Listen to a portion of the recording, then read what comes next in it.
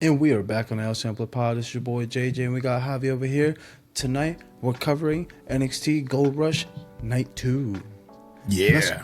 Let's go ahead and start it off with Thea Hall versus Tiffany Stratton opening the show, man.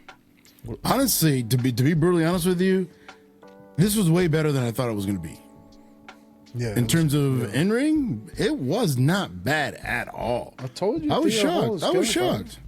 Yeah, but I was shocked because even Tiffany Stratton, which we know she's not that good in the ring yet, she did a damn good job. I got to give her credit there. Now, the ending was kind of weird, though. The ending was trash. Like, talk about overbooking a damn ending. And you could telegraph it from a mile away. We knew that was going to happen. Realistically, NXT is like known for doing these terrible ass endings just to save somebody or cover somebody. You know what I mean? Yeah, because it just looks like they were trying to. And this new girl, what's her name? Thea Hall. She can take a pin. Why can't she take a pin? She's supposed to be the underdog. Yeah. Like it would. In fact, it would have been. I think it would have been better if she would have tried to fight back.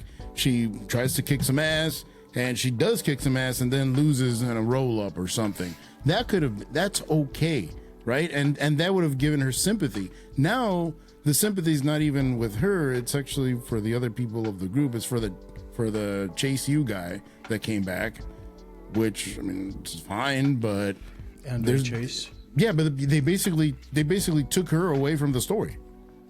It was her match, and they took her away from it. That's my only critique about it. Like Andre Chase.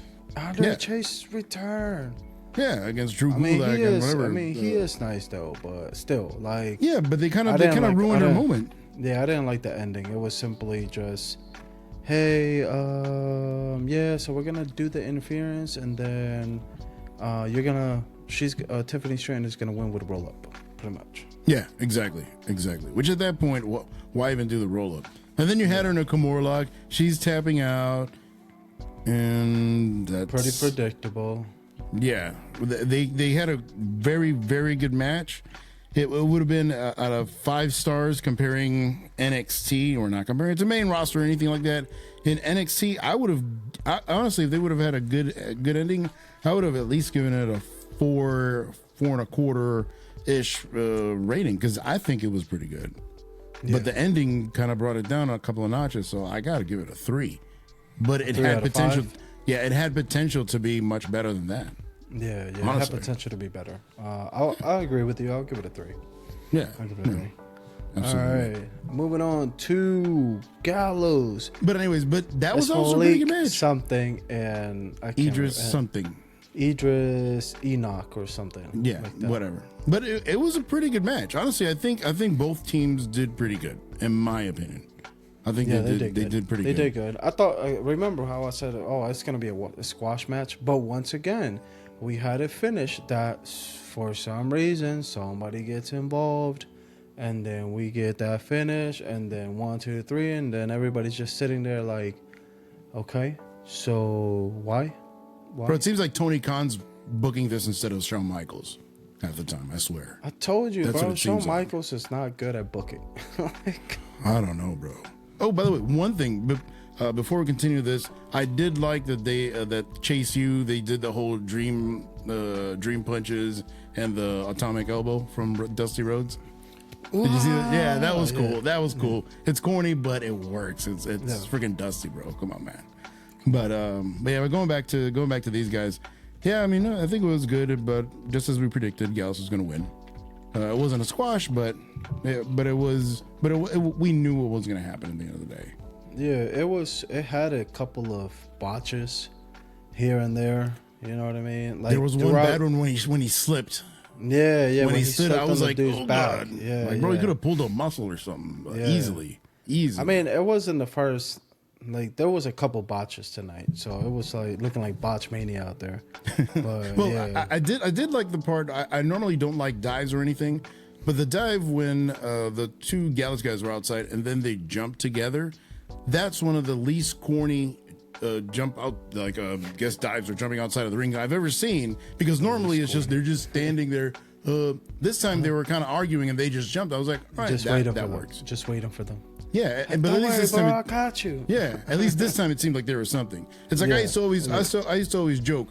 Like to this day, I think Kane he's in his office, in his mayor's office, and every time they do that, he just throws himself back. Because every time he was always in the back, he wouldn't ever touch anybody. He was always the last guy in the back, and you'd see him just. It's like, yo, how'd you fall over? It's like, bro, come on, man. How'd you fall over? 6'10" dude, 300 and something pounds, and he just like, come on, man. No, bro, that is true. That is true. Nah. Now, moving on to one of the promo section, Schism had a family meeting because apparently they're having some issues. The two dudes were having issues with I can't remember his name. Yeah, with the Gacy. The leader. Yeah. And then you got The Rock's daughter just standing there in the middle between both of them. And then, yeah. So then they need some work, bro. I know it's I know. Hey, Dwayne. Hey. Why didn't you give her acting lessons? Come on, man. We got to work on that. Hey, but who knows? Yeah, she may be the greatest of all time by the time that she's done. He sucked when he started anyway. Yeah, so, bro.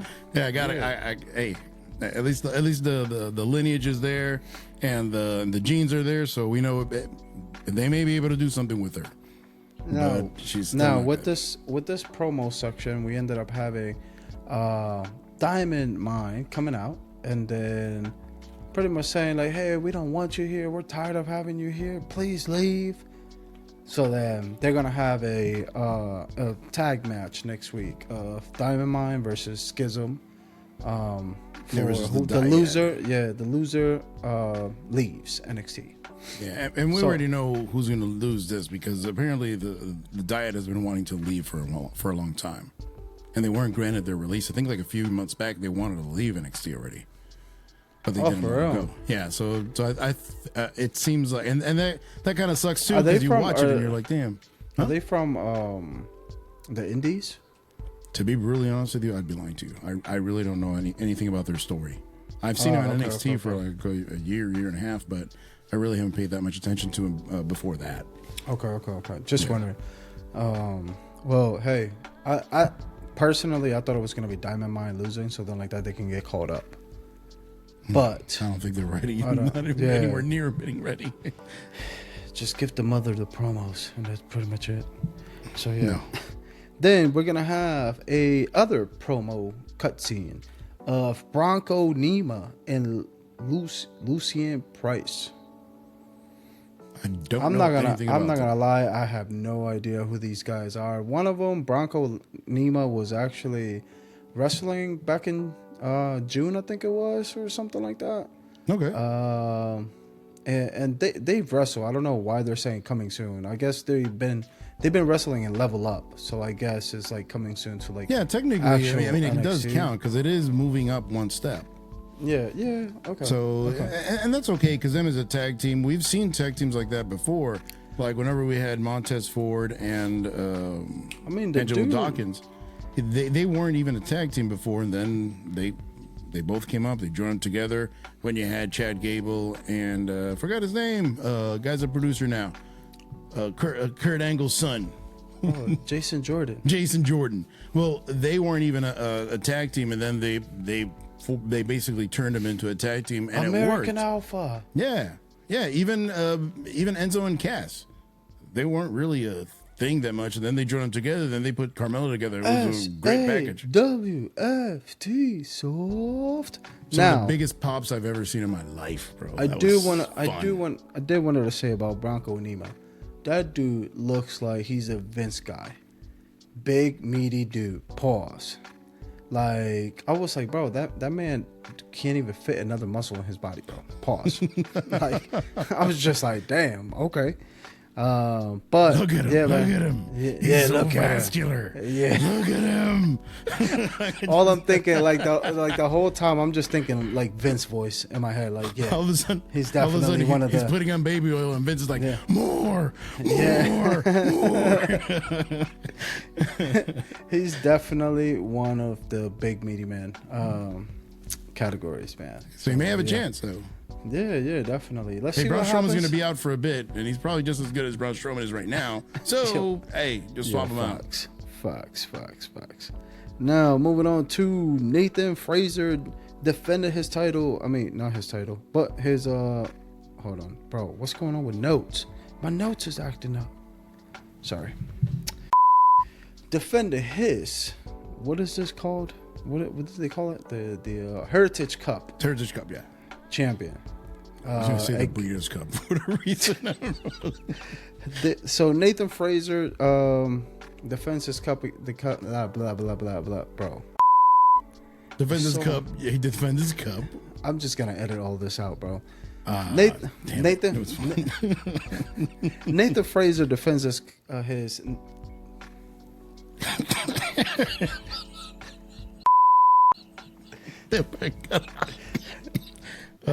Nathan Fraser defends his Heritage Cup against Dragon Lee.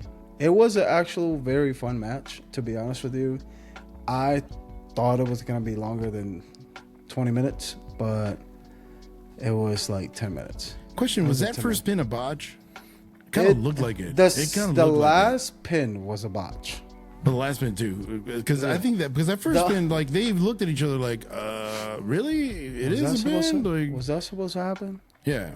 Now, granted, I think the only issue I have with this match is the format. I really don't like that format of you have 3 rounds and it's weird. Like they've done it. Is that from the Heritage Cup? Is that what the? I have no idea. I guess that's what. Because I was confused. I watched it before. Yeah, because they've done stuff like that. They've done like stuff like that before in Japan, and they have a certain tournament for it, and it kind of makes sense because all the matches are like that. And I remember in TNA they tried doing that too, but that didn't really. But the one in TNA really didn't work that well. That I remember Drew McIntyre at that time, Drew Galloway won that title, but it wasn't. It was weird. It was like a scoring system, and it's like not wrestling. Like it was judges just like, and stuff. It's weird. Like the whole scoring system. I was a little confused. I was like, what are we watching here? Yeah, Why isn't it I just thought like it a was regular like match? I thought it was like I guess best out of 3, but usually best out of 3 is like without a time frame, a clock. Yeah, it was weird. It was weird. They try to mix MMA and a bunch of other crap in one without a cage. I really don't know where they were going, but it wasn't a bad match. And then you had you had the tag team that has Leon and I can't remember the other girl's name, but they're always hurt. Like that's why they're like. Okay. Hey, at least they're giving him a shot to do something. At least be on the show. Yeah. So it's good for them, honestly. So get some bread. Yes. Yeah. Get paid. Yep. So moving on to the next match, you're looking at probably the worst spot of the night. Sorry, just being realistic, not trying to be negative. Dolan. I apologize. Gigi Dolan takes on Bro. Kiana James on possibly the worst match of the night. Bro, I'm sorry, and I know people will criticize, like a certain person that you know very well. This should not be on NXT on one of their big events. This should be on Level Up. That's what Level Up's for. If you're not ready for TV, don't be on TV. You're on USA. Go to Level Up. Yeah, you're on USA, one of the biggest cable networks in the planet, and you're doing this stuff. Come on, man. Like, no, it's not cool. To be 100% honest with you, What? Kiana James actually looked better than Gigi Dolan in ring. Without a question. Yeah, like Gigi Dolan looks kind of lost out there. Terrible. And it makes me feel bad, you know what I mean? Because like I liked her, especially with Toxic Attraction, but I guess thought she had tons of potential. But yeah, I guess we saw the potential because she was in a tag team, and then instead of being in a by herself, she was able to hide kind of behind JC Jane and Mandy Rose. I'm always forgetting these so many damn names. I mean, the rosters of like 5 different damn wrestling companies. It's kind of crazy. Yeah. But yeah, man. But I think she was able to hide in her personality. People liked her. she was cool, and then she's a baby face and all that stuff, and all of a sudden it's like you see her in the ring, and it's like, because she can't even tell a story. Because there are certain people which aren't necessarily amazing in the ring, but they can tell a story, right? Yeah, but nah, her finishing move, she needs to get something new. I was just like, what the fuck is that? And I thought it was like some sort of like roll up, but then she's like, the dude is like, no, the crucifix, something, and I'm just like, wait, she got the win with that? Like, that ain't even look like it hurt. What am I watching? What am I watching? Could you imagine a match between her and Shotzi Blackheart? Somebody will die or leave in a wheelchair. Something will happen. Nah, at least Gigi's kind of safe. She looks safe. I don't know, man, but she may be safe, but she'll botch something. I don't know, bro. At least that wasn't like the other match. That it was That's like true. they had like a couple botches in there. That is true. But to finish the match, I give this match a 1. To be nice, I'm gonna give it a 0. No, I'm not gonna be nice. Gigi Dolan won with her finishing move, whatever it is. It's a crucifix something. And then Kiana James decided to hit her with her purse. And inside her purse, she had 2 bottles of paint that apparently for a random reason that she threw on top of Gigi after that. And then Gigi's just like, paint. It's like she threw acid at her or something. Yeah. Like that, bro. Like she's dying there. What is it? It's Crayola paint. You should have seen her whenever she got. non-toxic. You should have seen her whenever she got hit. She got hit with the purse, bro. Her face was just like,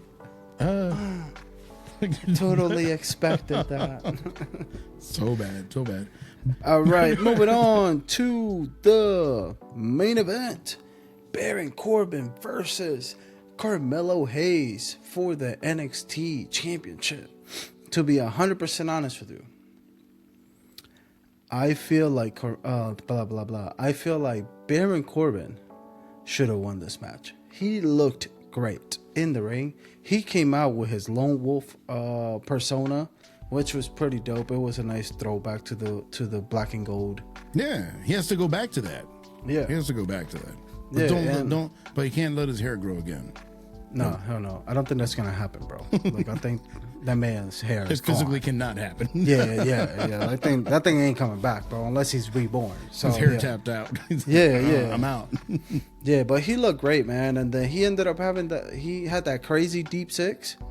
That was clean. And then whenever he called Carmelo Hayes outside of the ring with the power bomb on the table, and he started then just wailing at him. Yeah, bro. I was like, look, you see, there is something in Baron Corbin. Yeah, I mean, he looked like a badass. Like, he looks like somebody that you should be afraid of.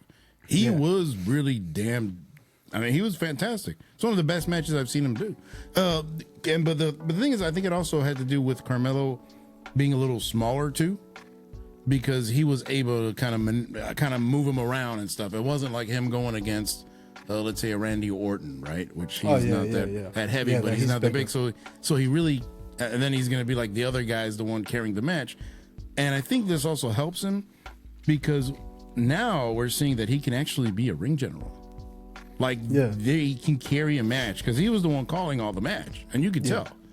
And he was showing, and I think Carmelo Hayes probably learned a bunch from him, because this is how you do it in the big league.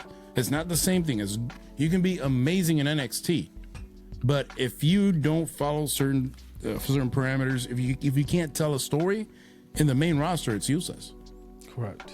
Yeah. And I think it helped Carmelo Hayes look like a better babyface.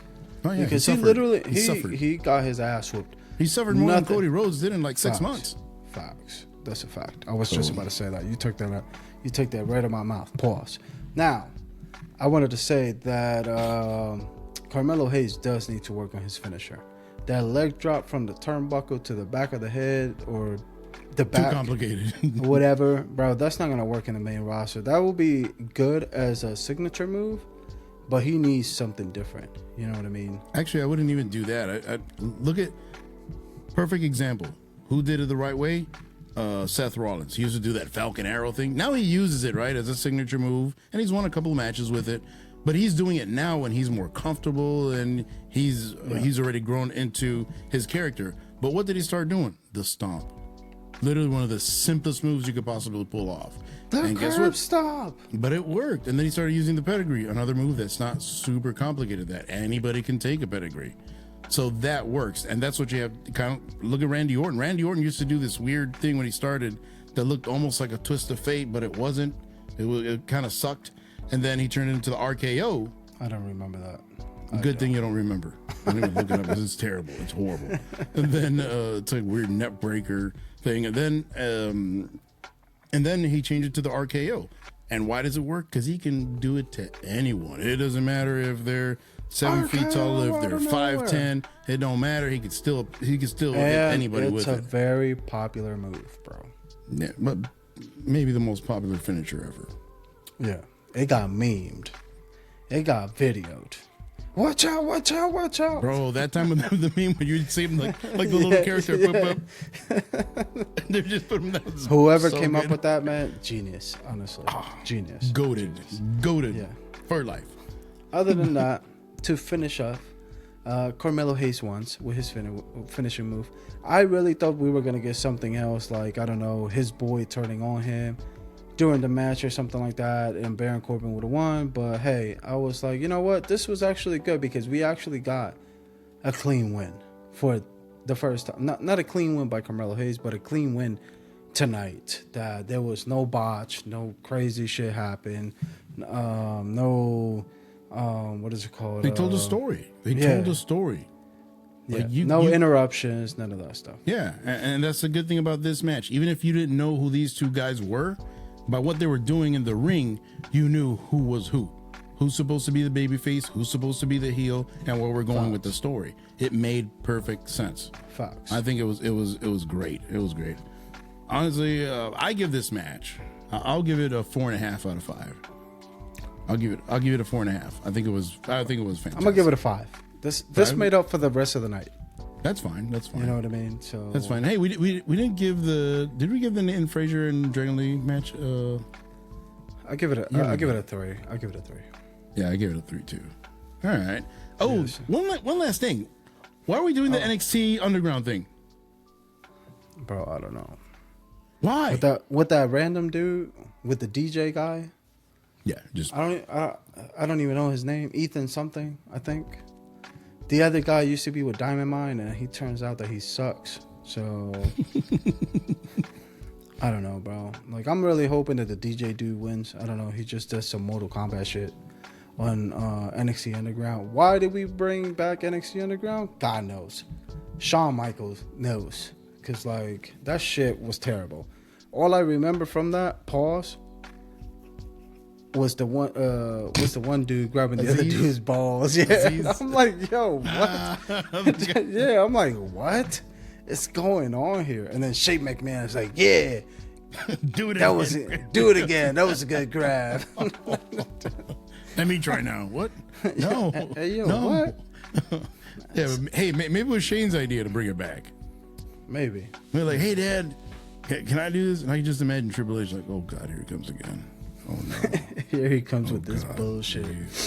Underground. I think it's and then he and then the dude was the DJ was actually training with Gable Stevenson, and I'm just like, I can just imagine Shane, bro, the promos going into the building with the little cart with his leg on it. Yeah, just running in there, and then his theme song plays. Here comes money, and he's like trying to dance with the thing. Come on, bro. Oh. Watching that promo like the backstage segment of like him training and all that stuff, he's like, yes, I would love to be at ringside for you. Like, yo, shut the fuck up, bro. Like, I think he's gonna be terrible. I think he's gonna be really bad. I don't know. Hey, who knows? He may be better than Shotzi. The standard's not very high, bro. At least Shotzi could be a great host.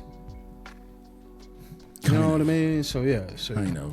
Now to finish off NXT and finish off our show, we had another backstage segment of your boy Braun Breaker yelling at Shawn Michaels because apparently nobody can have him or nobody can hang with him. And then Yo, I kid you not, bro. This man cannot be a heel. Like, even whenever he's doing a heelish thing, this man has a smile on his face. Did you notice that, bro? Whenever he's about to push the camera, he can't be a baby face either. This guy He can't be a stinks. baby face either.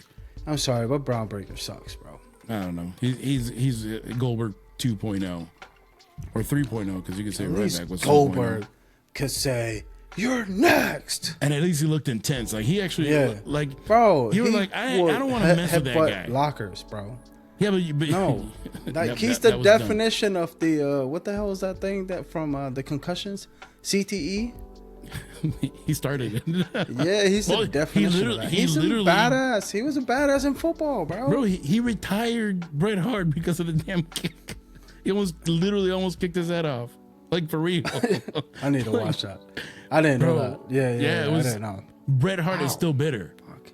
Like, they still ask him, hey, what do you think about Goldberg? He's like, fuck Goldberg. It's hilarious because you see Bret Hart, this older guy, he's like, oh, fuck Goldberg. Like, he's still to this day, he cannot. And Goldberg's trying to say, hey, man, I'm sorry, whatever it is. Bret Hart's, he ain't taking no shit. He's like, fuck you. Bro. You literally almost kicked my neck off, bro. Like, he literally almost, and then Bret Hart after that, he had a stroke and a bunch of other stuff that came out of the kick. It was like really bad, no bro. Fucking way, bro. He almost died. Yeah, he almost died. That's fucking nuts. I didn't know that. He almost died, like, or at least he was in really bad shape. It's like, because then apparently, I think he was riding his bike or something like that, like a few months later, a few years later, and all of a sudden he's like, oh, that's it, a stroke. And it's like, damn, bro. Like, he almost took out Bret Hart for real. Bro, that's crazy. Yeah. But anyways, that was NXT Gold Rush. Now, we have another NXT pay-per-view next week. Did you notice that? I did not. The Great American Bash is going to be next week on July 4th. Why?